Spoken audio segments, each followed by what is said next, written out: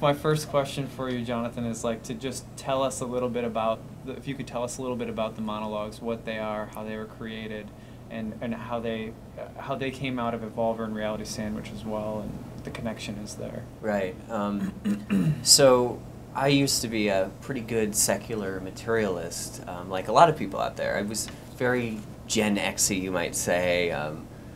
I know people used to relate Ethan Hawke's character in Reality Bites to me, being cynical and sarcastic and just not believing anything. And then I went through an initiatory process that involved ayahuasca, and ayahuasca completely turned my reality upside down. I just didn't believe these realms could be possible.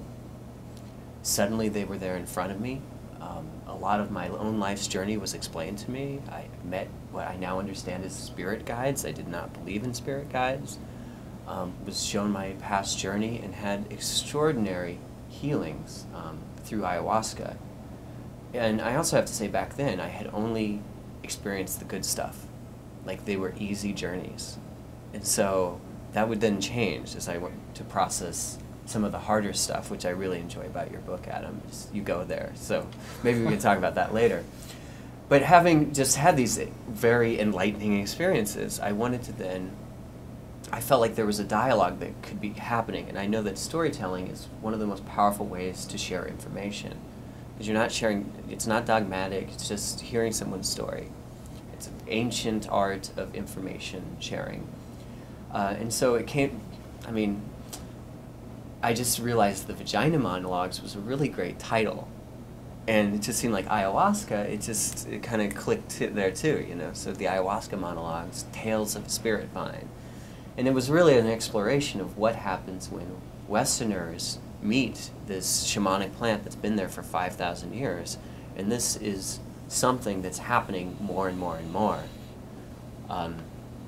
Back when we did the first monologue several years ago, the only one I'd even heard talk about it was Daniel Pinchbeck in his book Breaking Open the Head. And I remember we were gonna, the night of the monologues, my girlfriend at the time said to me, "Don't be surprised or disappointed if 20 people show up." And I thought she was right. No one heard of this. You know, maybe there'll be 20 people, and that I have to be happy with that. Well, we did it at this place called I-Beam, and 250 people showed up. And that's when I knew something was going on. And Daniel, he headlined, Daniel Pinchbeck, the author, and he was shocked. Because several years ago, nobody had heard about this. And suddenly here was a room of 250 people ready to engage in a conversation about it. How far along are the monologues? How many years have the monologues been going, and what's the evolution of the show and that evening been like? Well, it's approaching its 4th year. It seems to get bigger and bigger each year. Something I noticed in the last year is we actually have writers and more like professional or career-oriented storytellers talking about this subject. That was very hard to find a while ago, but now you have Stephen Beyer, Margaret DeWeiss, Hamilton Morris from Vice magazine. They were all the last one. And that really impressed me that there's now kind of a cultural happening behind this. There's printed material on the subject.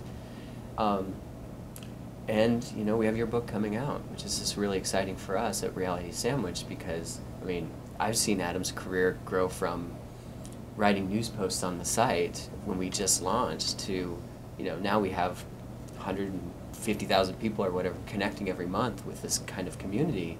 And Adam's, he's our first writer to come out through the Evolver imprint. And then I think we'll have others coming too. Yeah, it's pretty cool. I actually, you know, as Jonathan knows, I got my start at the second monologues. Was my first time ever really sharing my ayahuasca story with the world. Yeah.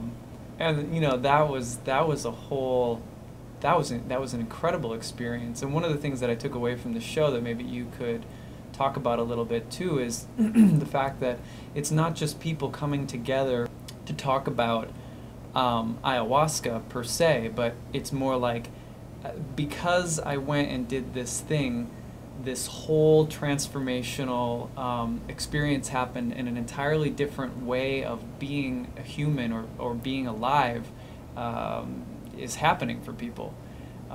Talk about that a little bit, and how the show facilitates even a larger discussion than just ayahuasca.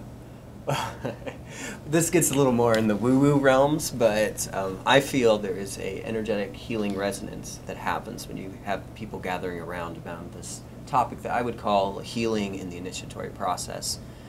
And I'm not just seeing it with the ayahuasca monologues, which do seem to have a deep resonance, and I still run into people very synchronistically around that topic.